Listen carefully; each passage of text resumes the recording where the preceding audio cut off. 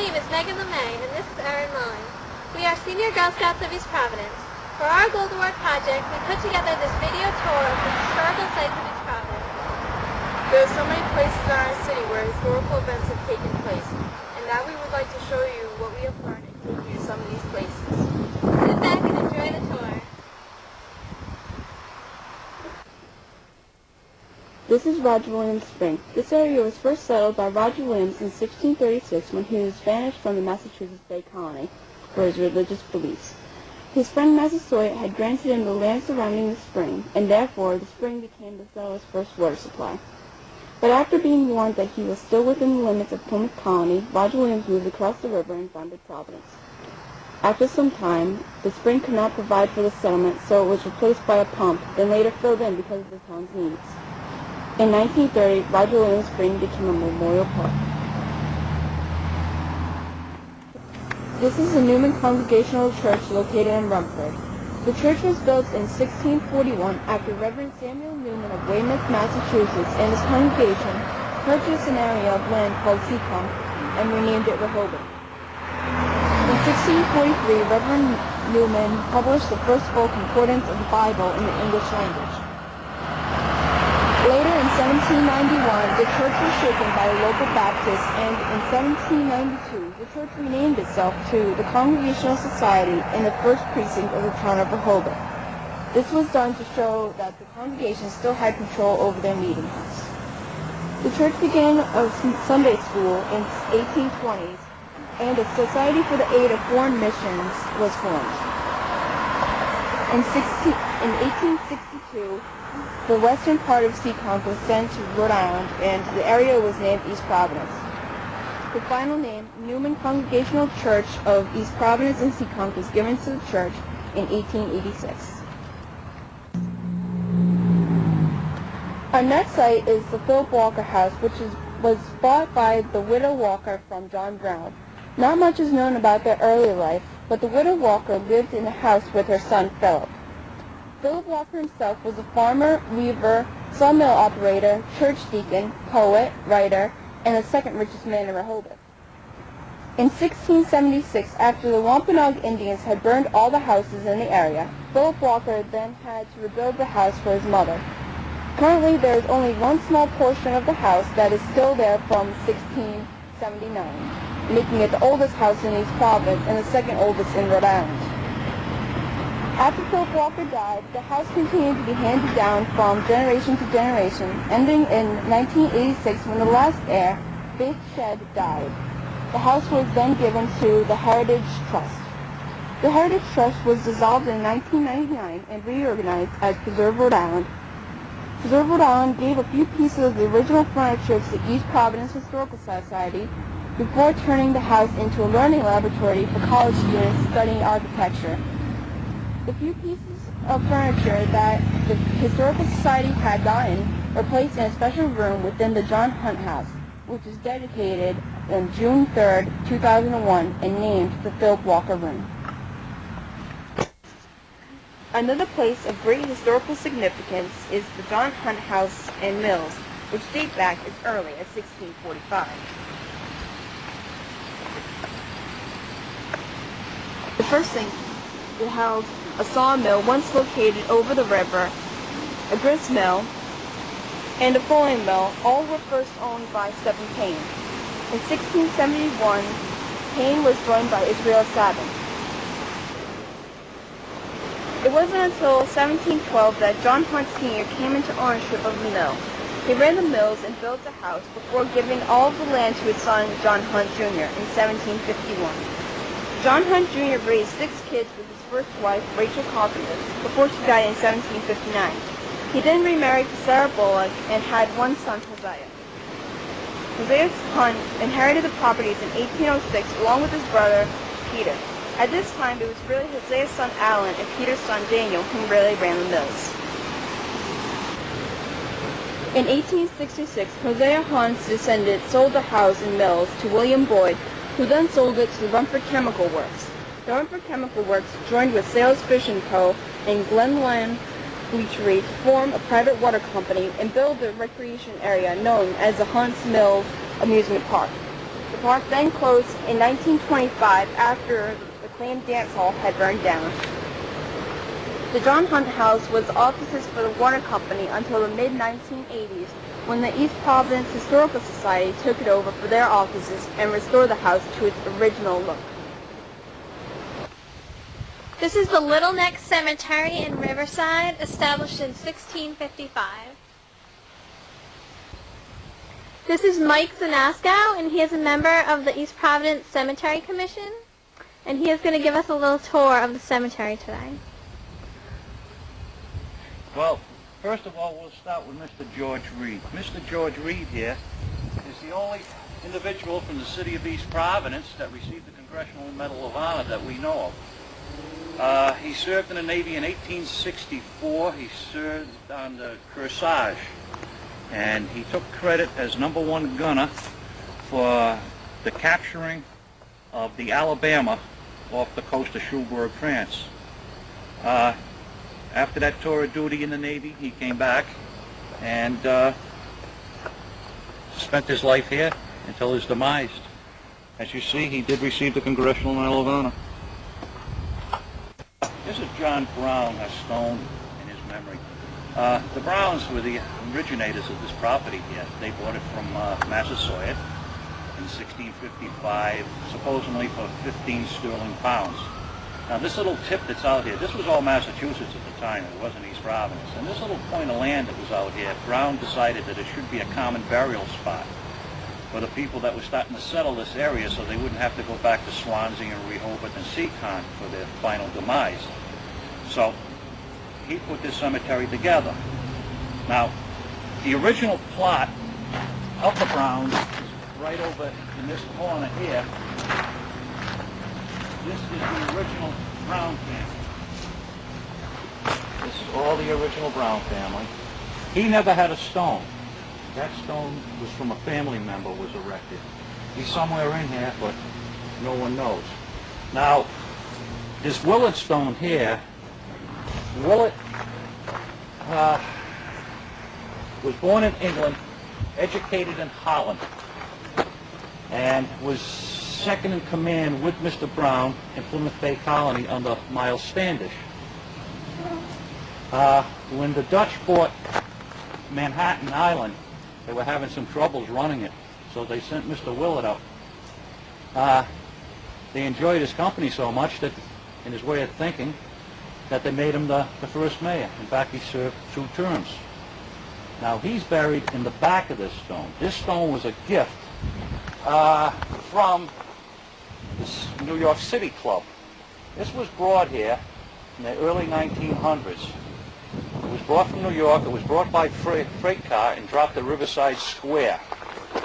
At that time now, the roads were basically dirt roads, and they put this on a sleigh.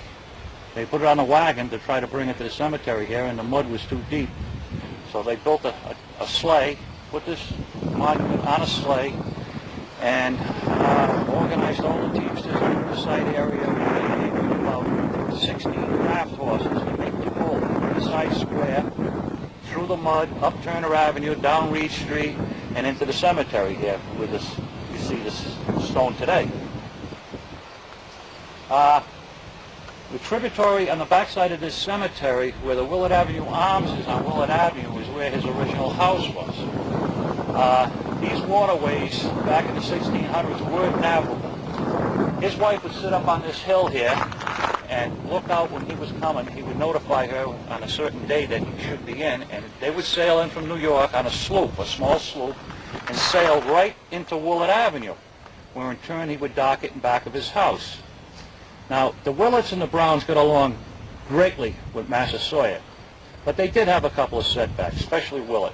He had a son one night that was captured by a couple of braves, Massasoit's braves, and he was decapitated. They left the body and they kept the head for a trophy of war. In return, when Massasoit found out about it, he brought the braves back here. The braves were not hung here. Originally there was a hanging tree that supposedly over 7 people over the years were hung here. They were taken to Plymouth Bay Colony and hung. Everything goes on great. Massasoit, on his deathbed, has King Philip swear allegiance to him that nothing would ever happen to the Browns or the Willets. Well, in turn, on one of King Philip's raids, where the house was on Willett Avenue there, one of the Braves shot one of Willett's sons by mistake in the doorway.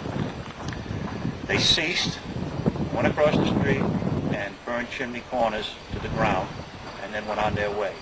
So as far as the records go, there was never any other trouble with King Philip in this area down here after that one attack.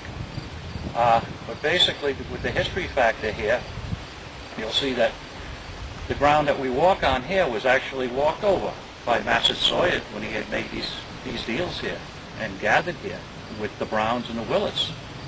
Now, right in front of us, we have another stone here. This stone here is another one that goes back to Plymouth Bay Colony. This Elizabeth Howard, she was the second marriage of Plymouth Bay Colony. She was married in 1621. She was married at the age of 14. Why 14, you ask? Well, her mother and father died the first year. And her mother and father were wealthy enough that they had brought a gentleman with them that was going to help them in building their homes and tilling the soil. She married him, and we never have any record of where he ended up, if he stayed in Plymouth Bay Colony. But she died here in Riverside, which was Swansea at the time. And she's laid to rest here. We have quite a few people come that are always on their way to Plymouth Bay Colony for different reasons that are associated with the Mayflower Compact. I love it. She's out here to take pictures of this. So that's this little history section that we have here. We have one of Willett's sons that was lost at sea. He was a captain. I'd like to take you now to show you how whole families were wiped out. How you don't realize how tough these people were. If you made it to 35, the average person usually made it to 35, but you'll see around here, a lot of these people lived to be in their 80s. How tough they were. They lived in a home with a dirt floor, a lot of them. You killed your food daily. You drank out of a bucket. You inhaled wood smoke constantly.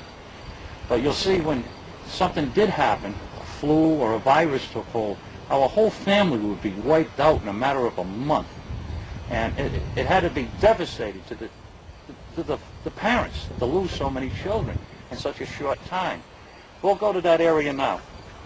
Captain, get a full shot of where he was washed overboard in the Gulf Stream and drowned in November of 1793 in his 30th year of age. He does have a stone here, but he's not here. He's in a watery grave. And it arouses suspicion to myself whether he was kind of young. Maybe there was a mutiny or it's all gone at the bottom of the sea now, so who would know? This sign here was erected for all the nice work that the Girl Scouts in the East Providence area do. From the littlest ones to the older ones come down here. They'll pick up twigs and papers and really involved in it. So this is their little adopted cemetery, thanks to the Girl Scouts of East Providence. How a whole family could be wiped out.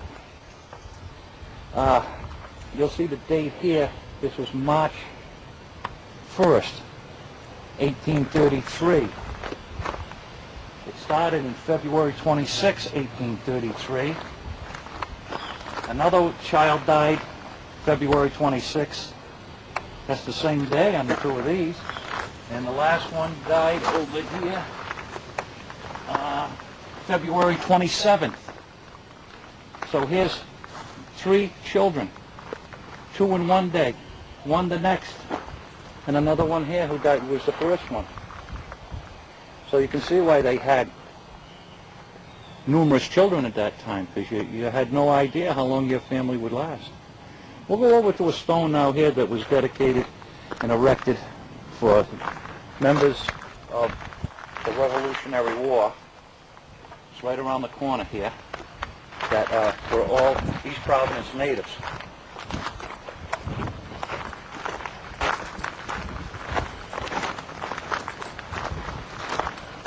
This flag marker that you see here is a Revolutionary War style. All these individuals right here, these 15 patriots, as you see, were all from the East Providence area. Now, at the time of the Revolutionary War, a lot of the facts that people don't understand is you were either in the regular army or you were just a citizen that went off for the Revolution. They would meet at a gathering place and say, hey, I have most of my chores done. I don't have to come back for another couple of months to get my hay in. I'm going with you guys. And they would meet. They'd go to Lexington, Concord. Then in turn they'd go, well, I got to get back home, take care of my chores. So they'd say, hey, thanks for helping us out, and they'd come home. Also, you'll see that some of them would gain rank. They could buy rank. In other words, if you went in as a private or your family had money, they could make you a major. But it wasn't a close-knit continental army like they want you to believe. It was basically a ragbag army. But this ragbag army did defeat the biggest power at the time, the United Kingdom. So that is just some of the Riverside, East Providence people that we give tribute to. We have the only veterans that we don't have in this ancient cemetery is from the War of 1812. That's the only ones we don't have. In other words, anyone that did leave for the War of 1812 did not have a piece of property here. And I have no record of them. Bristol. You see a lot of them use the death head or they use the cherub. They used that for quite a few years because these people were very, very superstitious and they were also very religious. As you look around and you see the railings around these different family plots, well, that wasn't there to fence off their area. That was so anyone that was put in, they figured couldn't get out. At the time of these people's demise, when they died at home, they were always taken out of the back door of the home to their resting place, figuring if they were taken out the front door, they would be able to find their way back in. When they started to build the colonial doors in the 1700s, all outside doors leading to the outside were called cross and Bible doors. For that reason, if you looked at the top, there was 2 panels off the each side with the cross, and at the bottom it was only 2 panels with a split which looked like an open Bible. And that was so no spirits could enter the house through those doors because the cross and Bible was there. A lot of the other markers you see around here, on the flag markers, you'll see Civil War and you'll see Revolutionary. They went from the little cherubs and the death heads, some of them were skull and crossbone heads, and they went here. They went into the Empire area and they started using the little urns, as you can see on this stone here. They kind of were getting rid of the cherubs and the death heads and going to the urns.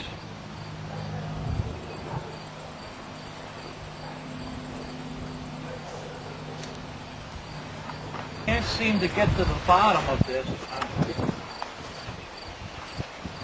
What this marking is. You can't really see it today, but it is a triangle.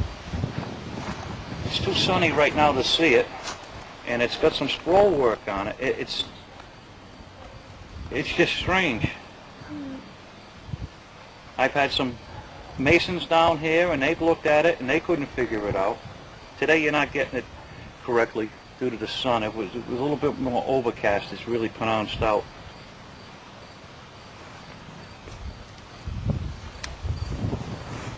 This monument here to the Monroes,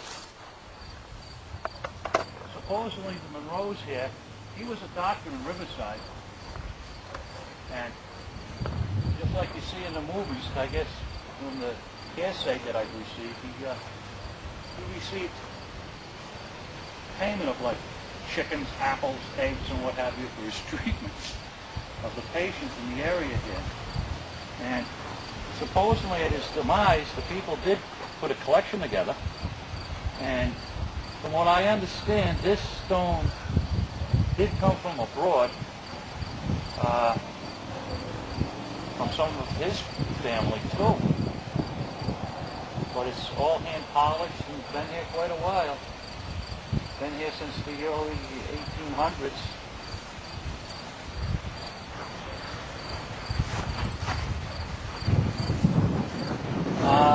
One of our vocal points here that I'd like to take you to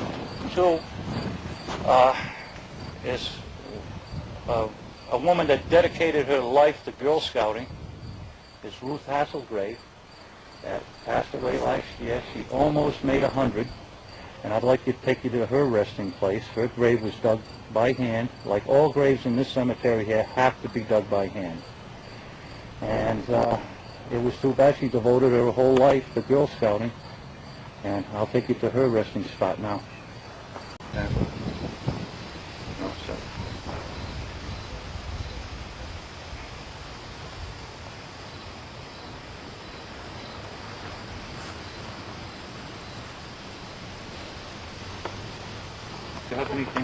And when you go back, you don't think much of multiple birth back in the 1800s. This was in 1811. There was 3 daughters born, as you see, Esther, Hannah, and Rebecca. And if you see on the bottom, they did live 26 hours. But I seem to think that triplet birth was kind of strange in those days. Maybe twins, but triplets back in that time. But I guess they were having triplets back in 1811 too.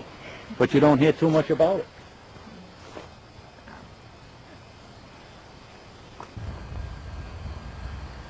We would like to thank the City of East Providence for all the maintenance work they do and keeping up on the cemetery, and for future generations to be able to have this opportunity in their lives to come visit this and see the history. And we would also like to thank Mike Savasco for helping us today for our tour.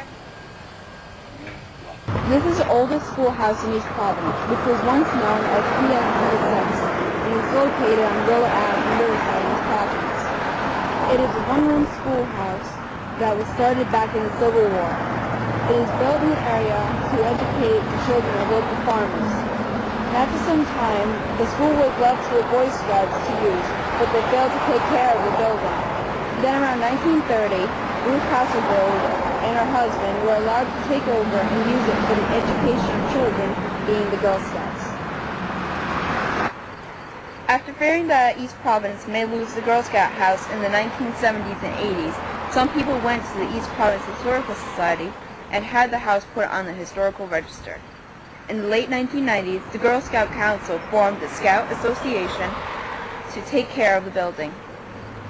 And today it is used for the Girl Scouts of East Providence's activities and their meetings.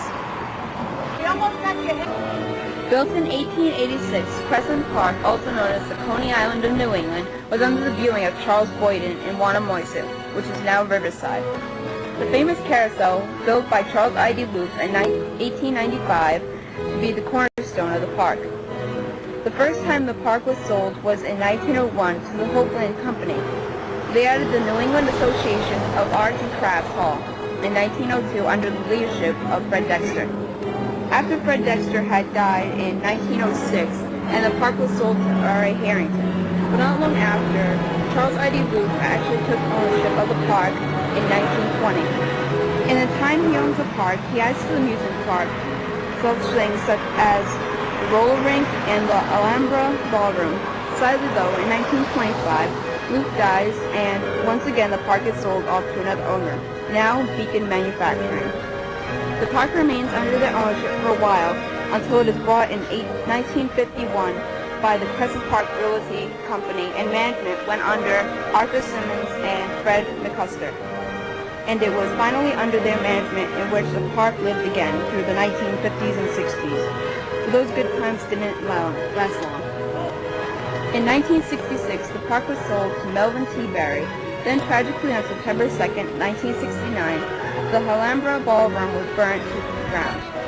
And at the end of its time now, in 1979, Crescent Park was auctioned off, and the park became no more. Today, the Loop Carousel still stands and is a famous place for people of all ages to visit in East Providence. The inside of the carousel is accented with the beautiful carvings of 61 horses, 4 chariots, and 1 camel. And now we will go inside and take a closer look at what the carousel looks like.